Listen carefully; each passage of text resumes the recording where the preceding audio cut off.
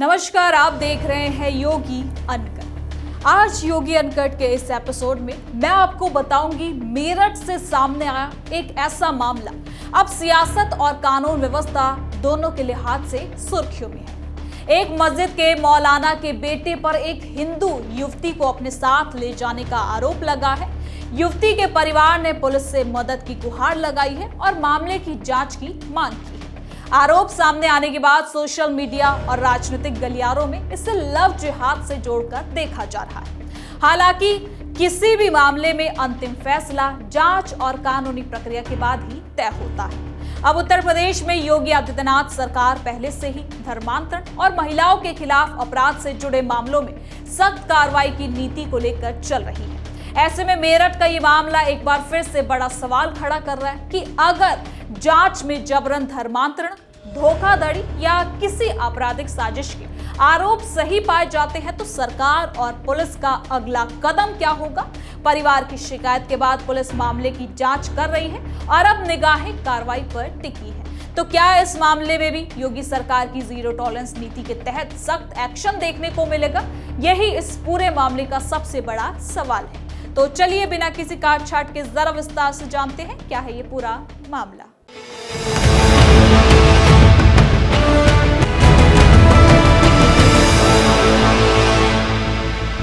उत्तर प्रदेश के मेरठ जिले में एक बार फिर एक लव जिहाद का मामला सामने आया। कचहरी परिसर में पुलिस चौकी से सटी मस्जिद के मौलाना के बेटे फैज पर आरोप है कि उसने एक हिंदू लड़की को बहला फुसलाकर अपने साथ ले लिया। लड़की के पिता ने सिविल लाइन थाने में शिकायत दर्ज कराई है। अखिल भारतीय हिंदू सुरक्षा संगठन के राष्ट्रीय अध्यक्ष सचिन सरोही भी परिवार के साथ पहुंचे। पिता ने आशंका जताई कि बेटी का जबरन धर्म परिवर्तन कराया जा सकता है या फिर उसकी जान को खतरा भी बताया है। अब सहेली से मिली जानकारी के आधार पर परिवार ने तुरंत पुलिस का रुख अपनाया। पुलिस ने मामला दर्ज कर जांच शुरू कर दी। हिंदू संगठन ने आरोपी के खिलाफ सख्त कार्रवाई और बुलडोजर एक्शन की भी मांग की है। ये घटना अकेली नहीं है। मेरठ जैसे शहर में मस्जिद से जुड़े परिवार के सदस्य पर ऐसा आरोप लगना कई सवाल खड़े करता है। फैज मूल रूप से बिहार का रहने वाला बताया जाता है। परिवार का कहना है कि युवती घर से गायब होने से पहले युवक से मोबाइल पर फोन पे बात कर रही थी। अब लड़की का मिलना और उसकी सुरक्षा सबसे बड़ी प्राथमिकता हो गई है। तो आइए इस मामले में क्या कुछ अब सामने आ रहा है जानते हैं इस रिपोर्ट में।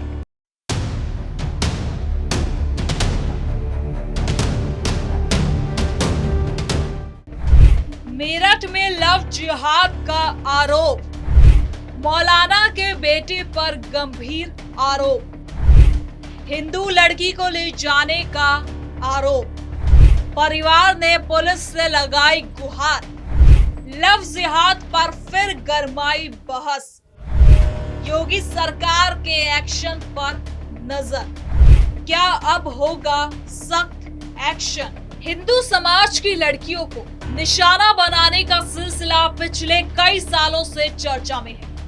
कई मामलों में आरोप है कि युवक अपनी असली पहचान छिपाकर हिंदू नाम अपनाते हैं, सोशल मीडिया या कॉलेज स्कूल के जरिए कॉन्टेक्ट बनाते हैं, प्यार का नाटक करते हैं और फिर धर्म परिवर्तन या निकाह के लिए दबाव डालते हैं। कुछ मामलों में काले वीडियो, धमकी या परिवार से दूर ले जाकर जबरन धर्मांतरण की शिकायत दर्ज होती है। मेरठ का ये मामला भी इसी पैटर्न का हिस्सा लगता है, जहां मौलाना का बेटा सीधे आरोपी बना है। आपको बता दें कि फतेहपुर में एक मौलवी पर नाबालिग छात्रा से शादी का झांसा देकर दुष्कर्म का भी आरोप लगा है, जिसमें पुलिस ने उसे गिरफ्तार कर लिया है। ऐसे में लव जिहाद अपने पैर कैसे पसार रहा है, ये कई राज्य की घटनाओं से भी साफ होता है। उत्तर प्रदेश में नियमित रूप से ऐसे मामले सामने आते रहते हैं। वाराणसी में एक युवक ने हिंदू नाम अपनाकर शादी की और धर्म परिवर्तन का दबाव बनाया। प्रयागराज में एक युवती की मौत के बाद लव जिहाद और हत्या का मामला दर्ज हुआ, जिसमें मुख्य आरोपी गिरफ्तार हो गया। मध्य प्रदेश में 2020 से मध्य 2025 तक 283 मामले दर्ज हुए हैं, जिनमें इंदौर और भोपाल सबसे आगे है।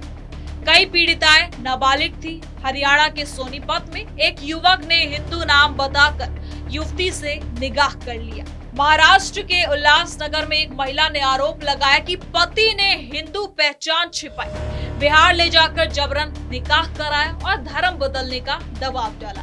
कर्नाटक, उत्तराखंड, ओडिशा, तेलंगाना और झारखंड से भी इसी तरह की शिकायतें आती रहती हैं। कुछ मामलों में अंतरराज्यीय नेटवर्क का खुलासा हुआ है, जहां कई राज्यों से गिरफ्तारियां हुई और विदेशी फंडिंग के आरोप भी लगते हैं।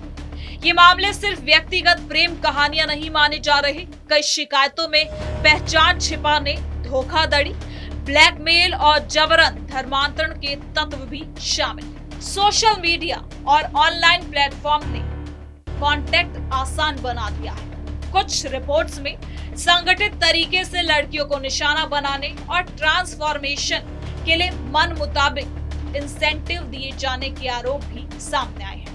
ओडिशा में एक मुस्लिम महिला ने खुद अपने पति पर आरोप लगाया, वो हिंदू लड़कियों को फंसाकर शादी करने पर संगठनों से पैसा लेता है। लेकिन योगी आदित्यनाथ सरकार इस मुद्दे पर सख्त रुख अपनाए हुए है। आपको बता दें कि 2020 में उत्तर प्रदेश में अवैध धर्मांतरण प्रतिशोध कानून लागू किया गया। आपको बता दें कि 2020 में उत्तर प्रदेश में अवैध धर्मांतरण प्रतिषेध कानून लागू किया गया, जिसे बाद में और कठोर बनाया गया। कानून में जबरदस्ती, लालच, धोखाधड़ी और शादी के बहाने धर्मांतरण को गैर जमानती अपराध माना गया है। सजा 1 से 10 साल तक की हो सकती है। नाबालिग या SC/ST मामलों में और ज्यादा विवाह के लिए धर्मांतरण से पहले जिला मजिस्ट्रेट की अनुमति भी जरूरी है। मुख्यमंत्री योगी आदित्यनाथ बार बार कहते रहते हैं कि लव जिहाद धार्मिक जनसंख्यायिक बदलने की साजिश है। उन्होंने केरल हाईकोर्ट के पुराने अवलोकनों का हवाला देते हुए सतर्क रहने की अपील की। मिशन शक्ति जैसे अभियानों के जरिए महिलाओं की सुरक्षा पर जोर दिया गया है। पुलिस कई मामलों में तेजी से कार्रवाई भी करती है, गिरफ्तारियां होती है और कुछ जगहों पर अवैध निर्माणों पर बुलडोजर भी चलता है। सरकार का दावा है कि कानून के चलते कई मामलों में प्रभावी जांच भी संभव हो पाई। इस खेल के पीछे आखिर कौन है, ये जांच का मुद्दा रहता है। कई मामलों में व्यक्तिगत स्तर पर पहचान छिपाने वाले युवक सामने आते हैं। कुछ घटनाओं में बड़े नेटवर्क का खुलासा होता है, जहां कई राज्य जुड़े, ऑनलाइन रेडिकलाइजेशन और विदेशी फंडिंग के आरोप लगे। कुछ रिपोर्ट्स में प्रतिबंधित संगठनों से संबद्ध बताए गए मदरसों और कुछ धार्मिक इंस्टीट्यूट पर सवाल भी उठते रहे हैं। हालांकि हर मामला संगठित साजिश साबित नहीं होता। पुलिस जांच में अक्सर व्यक्तिगत रिश्ते, परिवार के विरोध और दबाव के तत्व सामने आते हैं। कुछ मामलों में दोनों पक्षों की सहमति भी होती है, लेकिन धोखाधड़ी साबित होने पर कानून लागू होता है। मेरठ का मामला इन सब चिंताओं को फिर से सामने लाता है।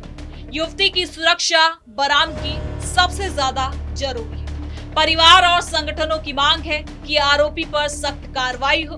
पुलिस जांच जरूरी है। ऐसे मामले समाज में तनाव बढ़ा देते हैं और महिलाओं की सुरक्षा को लेकर चिंता पैदा करते हैं।